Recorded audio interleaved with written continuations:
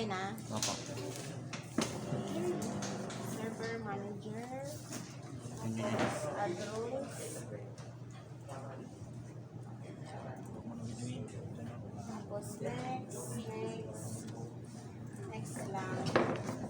Tapos check natin si active directory domain services, DNS, DHCP. Tapos check natin si file and storage, expand, then file server resource manager, print and documents, tapos remote desktop. So yan dapat yung mga i-install natin or yung i-add roles nyo. And then next lang, next.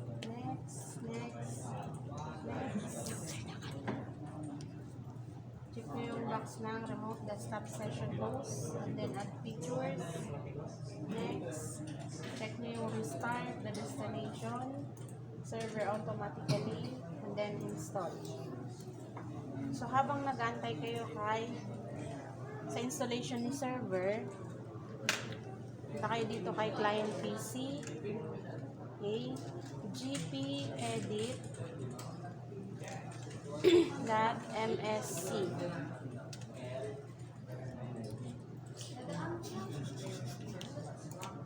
Ang lamig naman dito. Tapos expand nyo si administrative templates, expand si system, double click credentials delegation, tapos double click si encryption, Oracle remediation, tapos palitan ng enable, protection level 2, vulnerable, apply, okay, tapos close na. Santay na natin. Bakit ayaw yung pahinaan? I-ataas nyo lang. Gawin nyo ng 20 para mababawasan nyo.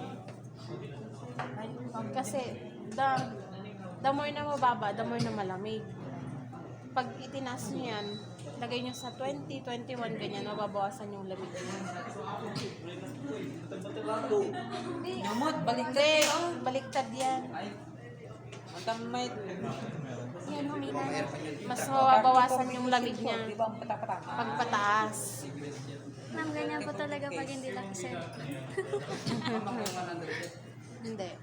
30. Hanggang 30 degrees lang yan. May ibawasan mo.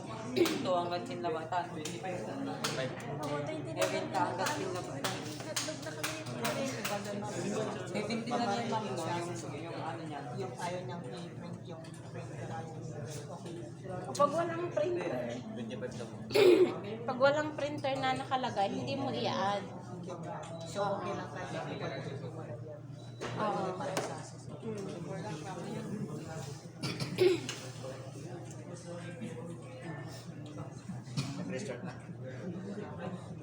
Or halimbawa, dun sa instruction niya, nabasa mo. Pag sa assessment. Kung ano lang yung nandoon sa instruction, yun lang yung susundin mo. Parang step by step pa rin.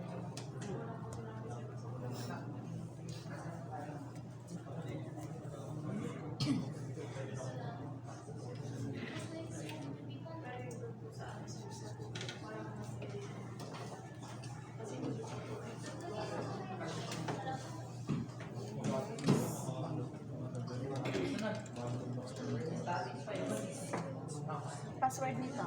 CSS. Kumpara po ng game yung administrator. Password. This is at 123.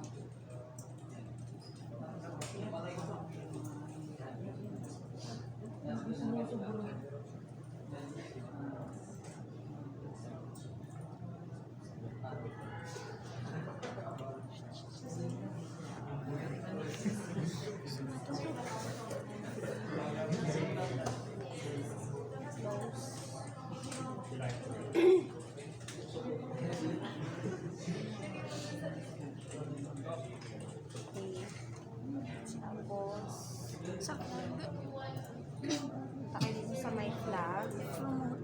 Tapos promote natin muna yung domain. Tapos add forest. CSS.org. Anong lagay natin? CSS dot org na na. Yan na lang. Diyan din may parang i-access. Mm.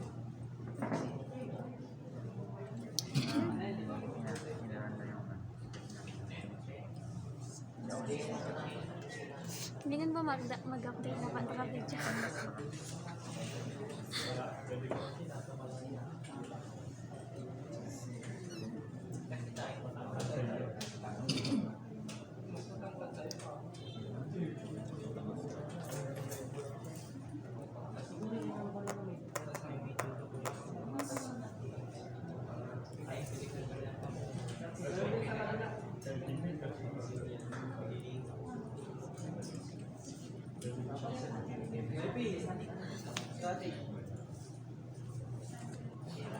Sa password, pare-pareho lang ilalagay na.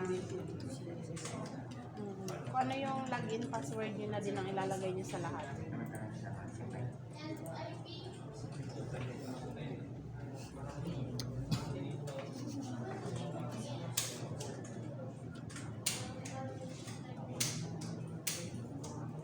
Stress.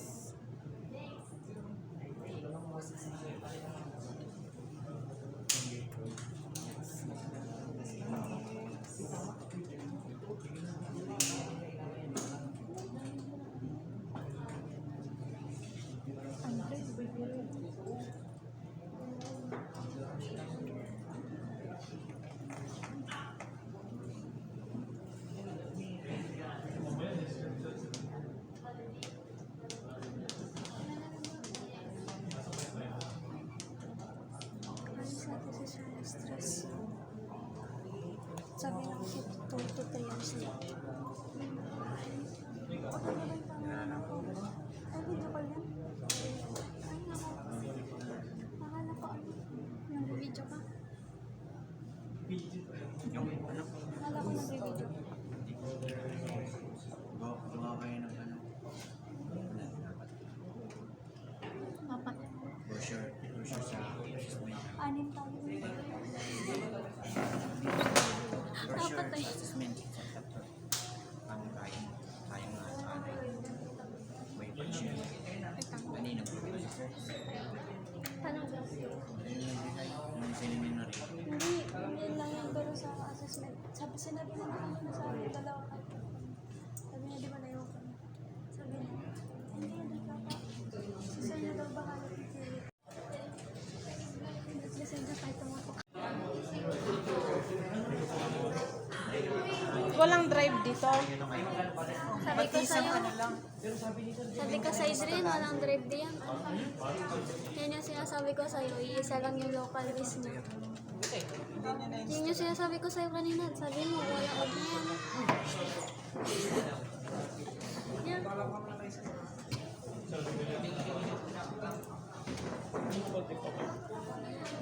Ay, pwede rin yun ah. May ano ba doon? Wala, uploading lang yun. Pag ganun, pwede ka pa rin mag-partition. Yan mo lang, shrink mo lang. Wala ka nang babaguhin. Ano yung kuminto yun? This mgmt.msc. Pero hindi yung kasama sa parang inano yun. Pag hindi lang siya lumabas, ganito na lang yung gawin nyo. Ano? Napalag ko yan dun sa amin, nag-set up na presentation. May training ka. Akala ka dyan na po. Kasi ito yung 70%, ito yung 30%, diba? So, kailangan ito, hindi mo na siya hahatiin. Ayan na siya. Balik. May video yan. Okay na yun. So, balik kayo dito. Complete DHCP configuration. Next. Tapos, commit. Close. Tapos, tools na. And then, DHCP. Expand mo yan. And then, right-click mo yung IPv4 new scope. Next. CSS scope. Tapos, next. IP range. Uy.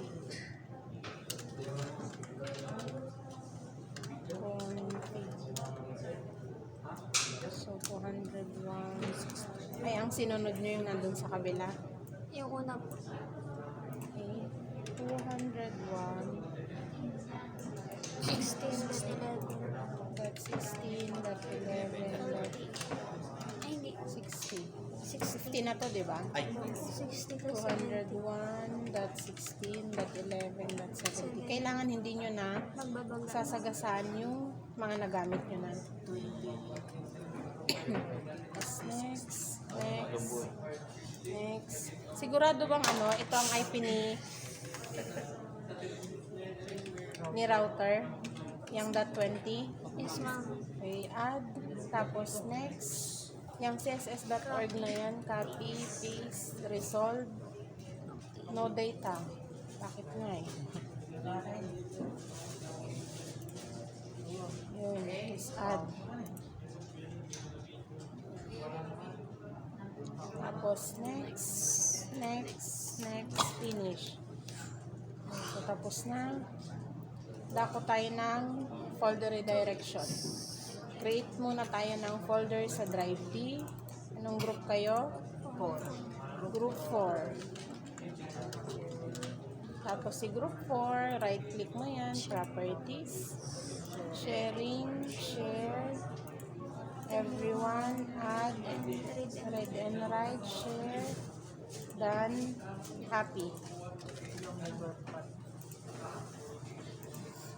Okay, next, balik tayo kay tools, Active Directory, users and computers, css.org, right click, new, organizational unit, group 4, organizational unit. Tapos, uncheck nyo to, and then okay. So, yung group 4 na yan, dyan tayo gagawa ng users. Right click, new, user, pangalan. Erickson. Ha? Erickson. Erickson. Si Erickson, siya si user 1. Tapos next, password. Tapos uncheck mo yan. Pangalawa, pangatlo, check. Okay, isa pa. Pangalan. Adrian. Tapos, user 2. User. Next. Password, same process lang. Ma'am, dyan depende po kung ilan yung ibibigay na lang user. Oo. Pag isa, di isa lang gagawin. Yan. So, ayos na. Nakagawa na tayo ng user. Ngayon, i-group naman natin sila. Okay, balik kayo kay server manager. Tapos, tools. Group policy management. Expand mo yung css.org. Expand mo si domains. Right click si css.org. Tapos, group for GPO. Tapos, okay. Tapos, expand mo si css.org. Yung ginawa mong GPO, ira-right click mo yan, then edit. Tapos, under kay user configuration, expand policies, Windows settings, folder redirection. Right click natin, desktop. Palitan ng basic. Dito mo ipipaste yung kinapi mo kanina. Yan. Check. Okay, same process sa iba. Kung ano ulit yung pinili dyan na access. Oo, kung ano yung nakalagay doon. Yun lang yung i-redirect nyo. Yan. So, tatlo lang yung ginawa ko. Okay. Next process, joining ng domain. Pero bago yan, check muna natin yung IPv4. Yan, kailangan ilagay natin yung preferred DNS niya. So, ito kanina, didelete lang natin. Lagay natin yung IP ni server. Bakit IP ni server? Kasi ang hinihingi niya, preferred DNS server. Kaya dapat, IP ni server ang ilalagay mo dyan. Ganon din dito sa kabilang PC.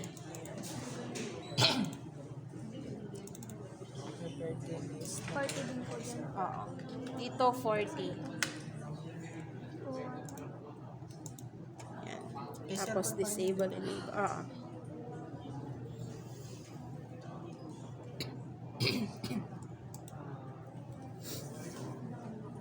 Yan, nag-lose. Yan. Okay. Joining ng domain. Punta lang kayo. Lagay ko lang si this PC. Ayun.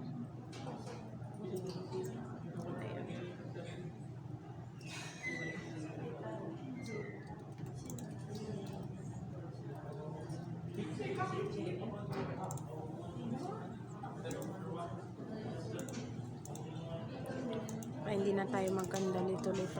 Ayan. Right click, properties, change settings, tapos change. Tapos click mo si domain css.org.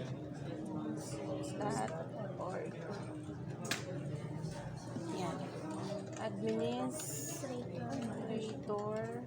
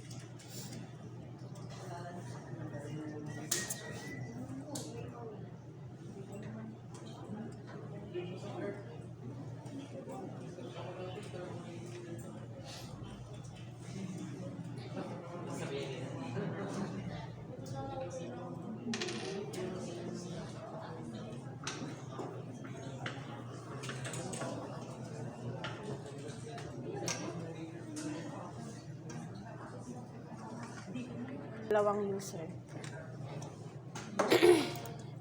User 1.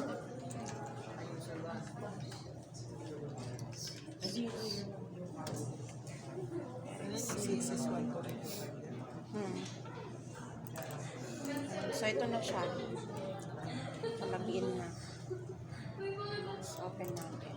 Tatlo lang yan. Desktop documents at pictures lang.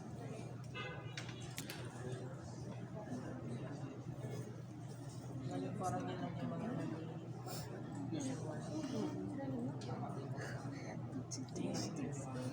So, ito lang yung nire-redirect ko. Kung mapapansin nyo, tatlo lang. Si user 1, okay na.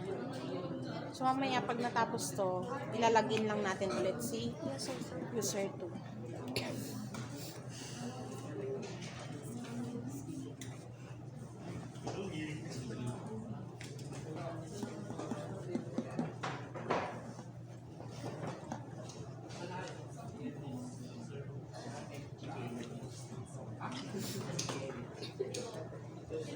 Nakaka-proud eh.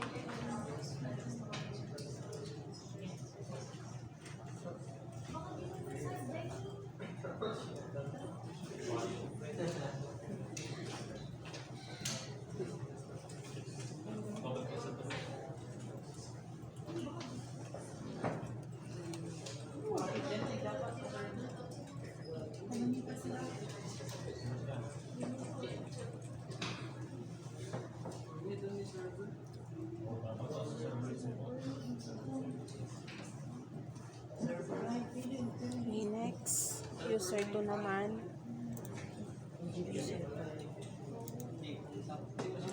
User.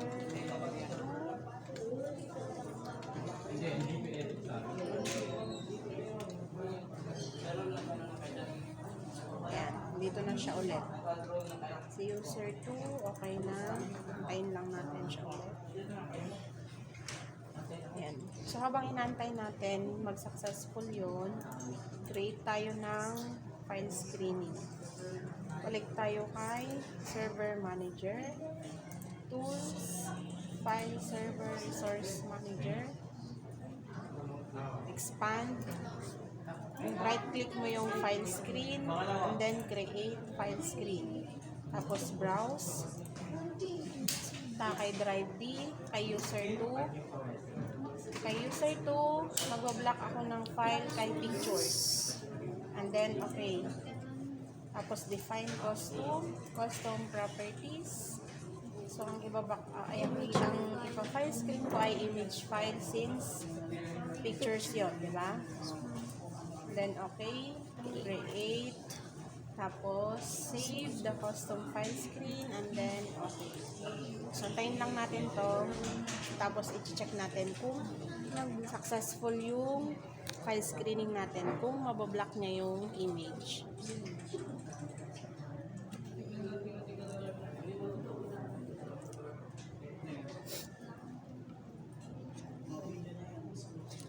Sige pa lang yan. Yan. So, punta tayo kay Pictures. Right click natin, new, ayan, new bitmap image. Yan. So, hindi tayo makapag-create. Ibig sabihin, nakablock na siya. Next naman is printer deployment. Okay. Type lang natin devices and printers. Tapos, add a printer. Printer that I wasn't listed. Tapos, check mo yung add a local or network printer with manual settings. Next. So, super na. Yan. Sige pa lang. Tapos, mamili tayo dito. Okay, next, finish. Tapos, itong dineploy natin, right-click, printer properties.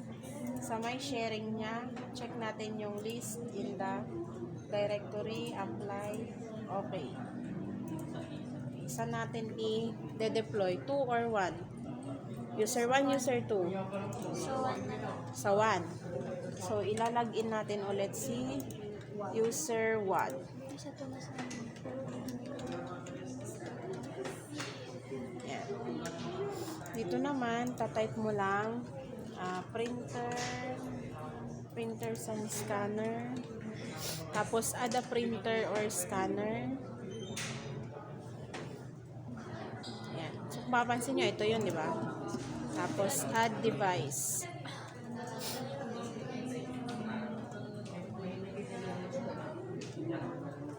Okay, so naka-ready na siya. Check natin kung talagang ready na.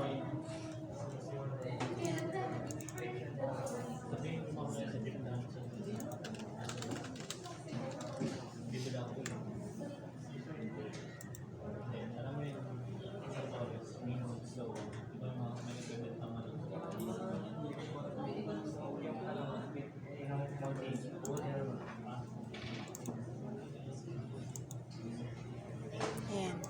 Diyan tayo maano. Ayan. Tayo mo. Okay, next. Ano yun? Step. Remote desktop. Bago yan, baguhin muna natin yung settings ng remote. Okay, this PC. Right click, properties, remote settings. Administrator. Paninigas na yung kamay ko sa lamig.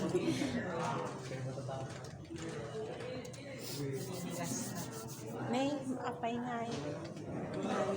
Kayot.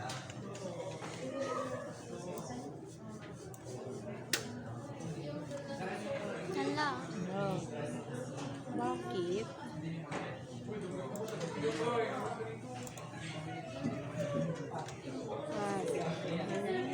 Administrator.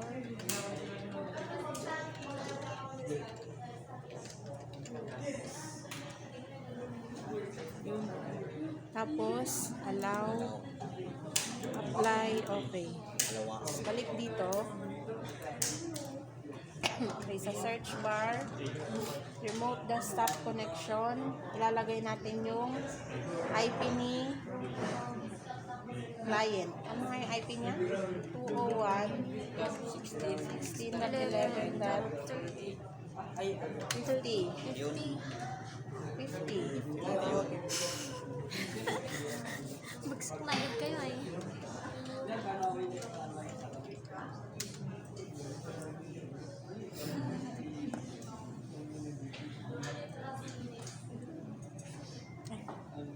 Ayun yung tubigan niya.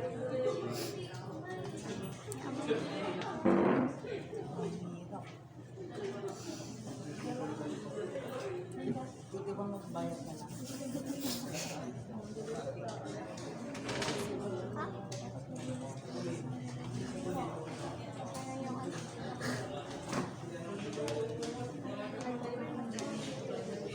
Kawawa tayo sa Don't ask me again. Tapos, yes.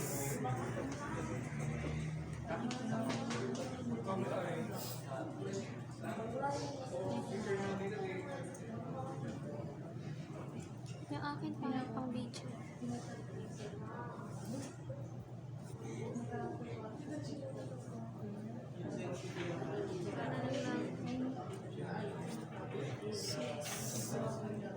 Tapos, okay mo lang dito sa client PC. Ayan. So, kung mapapansin ninyo, si server, naging client na siya. Ano? So, close ko na to since successful naman siya. Okay lang. Tapos, ire-remote. Dito kay client PC, ire-remote naman natin si server.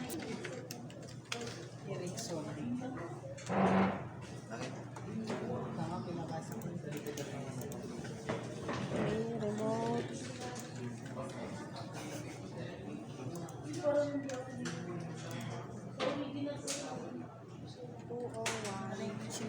Ito. Remote desktop connection. Ayan o. .16.11.40. Type lang yung More choices. Use different account. Administrator.